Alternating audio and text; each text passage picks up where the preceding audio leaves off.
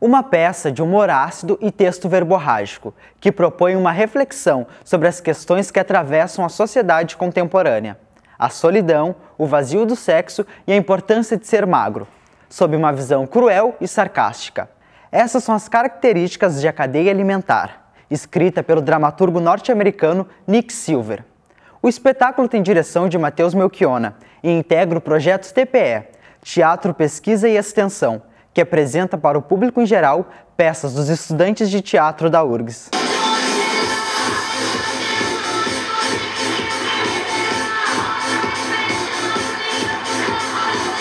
A Cadeia Alimentar fala sobre esse culto à beleza, ao status, ao poder, em detrimento das relações pessoais e do próprio indivíduo. O que passa a valer mais é objetos, o que eu tenho, o que eu possuo, mais do que com quem eu me relaciono ou quem eu sou. Então, qual é o seu problema? Queria falar com alguém. Está solitário? Eu não diria isso. Você não diria. Retrata um pouco da solidão, essa solidão que a gente vive atualmente mesmo, de vazio interior. Solidão, paixão, compulsão, obsessão, aparência.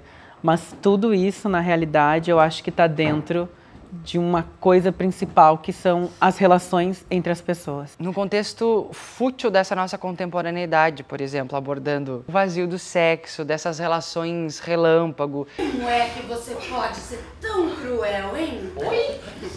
Veja o que você está fazendo com ele. Veja! Existe uma metáfora, uma comparação com essa ideia de cadeia alimentar que nós temos na biologia, enfim. A cadeia alimentar são seres que se alimentam uns dos outros. A gente tem essas pessoas ocupando determinados lugares sociais. As pessoas transitam entre esses níveis da cadeia alimentar. O que a minha relação com o outro personagem vai modificar em mim e vai me fazer passar do topo da cadeia alimentar para o fundo dela, para estar lá embaixo. Durante a peça, a gente vai evidenciando realmente que camadas e que lugares são esses, pelo olhar dos próprios personagens.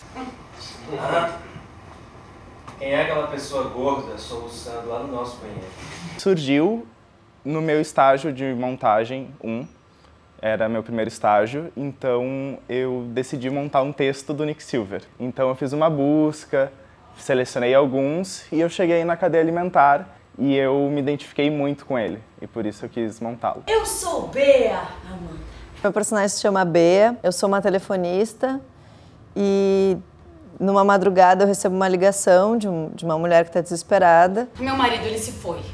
Se foi, você quer dizer morto? Não, eu quero dizer, ele só foi. Você está desaparecido? Você ligou pra polícia? Não, eu não liguei pra polícia. Eu fico muito preocupada com ela, tentando ajudar, mas o marido, ela está casada há 3 semanas, o marido está desaparecido há 2. E eu também já sou viúva, então eu entendo um pouco da situação, tento ajudar. A morte do meu marido, ela me puxou o tapete. Eu não queria fazer mais nada. Não queria lavar a louça, nem trocar de roupa, nem ir ao cinema, nada. Eu só chorei. Eu me enrolei.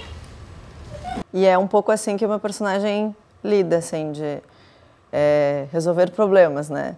Eu não queria nem por um momento parecer a esposa dominante, controladora. Forte, onde é que você está? A minha personagem é a Amanda. Eu fiz alguma coisa de errado? Eu fui muito passiva, ou muito agressiva, ou muito passiva-agressiva? Ela é uma personagem que ela é completamente verborrágica, ela é super dinâmica, ela nunca tá parada, ela tá sempre se mexendo, ela tá sempre nesse estado intenso de emoções, ela muda muito de emoção muito fácil. Eu fui demitido. Eu sinto muito. Eu quero ver você. Hoje não dá, estou esperando uma pessoa. Mas assim bem rapidinho, eu prometo. O meu personagem é o Otto, ele é uma pessoa extremamente compulsiva, obsessiva, tem problemas sérios com comida, ele come muito, é extremamente inseguro. Não tenho nada, eu não sou nada, eu sou um cara gordo de meia idade, sem nada pra perseguir, eu não sei o encontro com a morte. Ele, na realidade, tá correndo atrás do Serge, que é um amor que surgiu na vida dele. Eu percebo que eu sou um monte de merda escrota, que ninguém nunca vai derramar uma lágrima por mim quando eu morrer. Ele é uma pessoa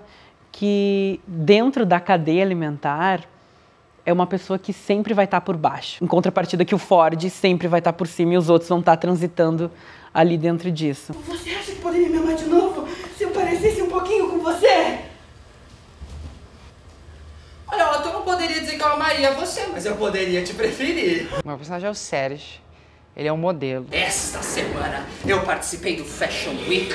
Ele passou a vida dele inteira se relacionando de maneira rápida com as pessoas, sem criar vínculos emocionais, até que de repente ele se pega numa relação onde ele se sente absolutamente tragado para aquela pessoa, porque de alguma maneira ele se identificou com ela, ou ele inventou alguma coisa para ele mesmo que fez com que ele se identificasse com aquela pessoa, que é o personagem do Ford, que no primeiro momento não se sabe quem é essa pessoa. Alô? Oi? O momento que o meu personagem está em cena, ele está esperando o Ford chegar. E aí chega o Otto, que é essa pessoa que persegue ele, e simplesmente não sabe o que fazer, porque ele precisa que o Otto saia de cena. Eu sabia que hora ou menos hora você ia acabar saindo por aquela porta. Ia pegar ela com a boca na botija. Ford, ele é, se a gente for colocar em estratos, ele estaria no nível mais alto dessa cadeia.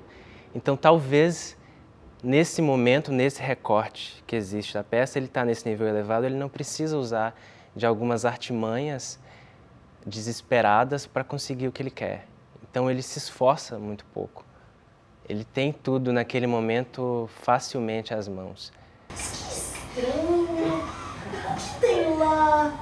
Olha, são duas pessoas. São familiares. Mas quem são?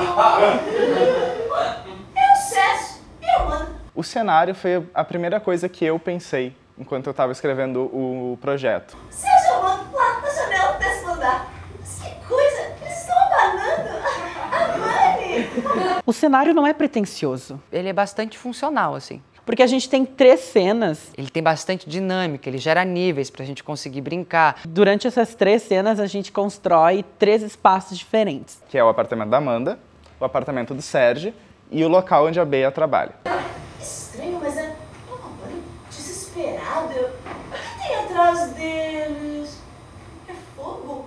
É fumaça? É fogo? É fumaça!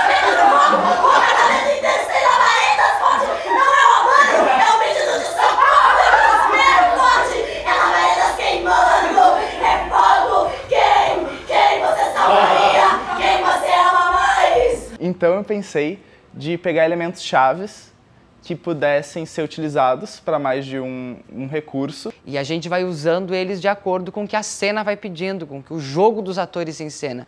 E que eles pudessem ser modificados e que a posição deles mostrasse, então, em que local que eles estavam. Vocês são todos sortudos. Por que escolher? Olha pra você.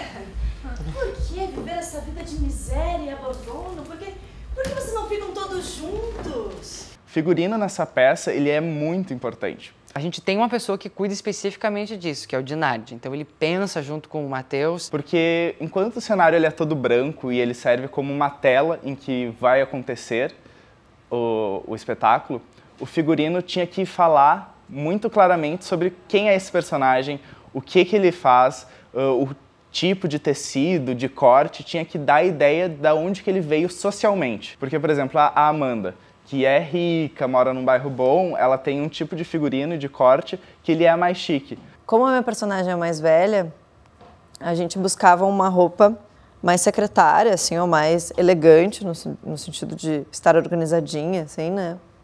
Um trabalho tradicional de escritório, enfim. Então a gente buscou uma coisa assim com ombros mais altos.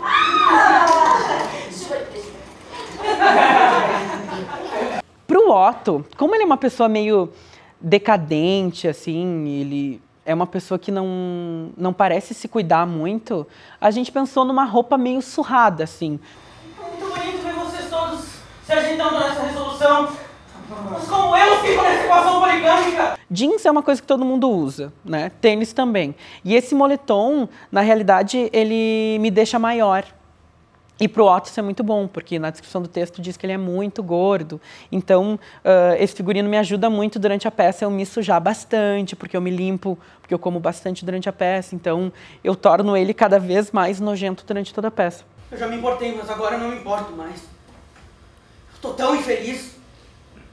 Eu sempre fui muito infeliz. Eu espero que o público se sensibilize com relação à maneira como ele mesmo vê o mundo. A gente tem o costume muito de olhar para nós e não para o outro. Onde é que tá a justiça? Foda-se a justiça. Onde é que tá a simetria? Todos nós já estivemos na situação de opressores e na situação de oprimidos. Às vezes a gente não tem noção que a gente pode estar chutando uma pessoa, só que no outro dia a gente pode ser chutado. O ser humano é completamente selvagem e natural por dentro mesmo. Eu gostaria que as pessoas saíssem desse espetáculo refletindo exatamente sobre isso, de que eu, você, de que as pessoas que estão sentadas somos todos seres humanos cruéis e que cometemos todos os dias pequenas violências, algumas vezes físicas, outras vezes morais, e que a gente precisa refletir sobre elas. Quando eu me casei com meu falecido marido, eu estava grávida. Não do filho dele, mas eu estava grávida. Eu tentei ser gentil, eu tentei ser educado, eu tentei ser elegante. Eu sou uma pessoa elegante. Não funcionou! Eu vou pegar um copo d'água pra você e depois você vai embora. Muito obrigado. O mundo é uma latrina rançosa e eu não consigo mais aguentar ele! Otto!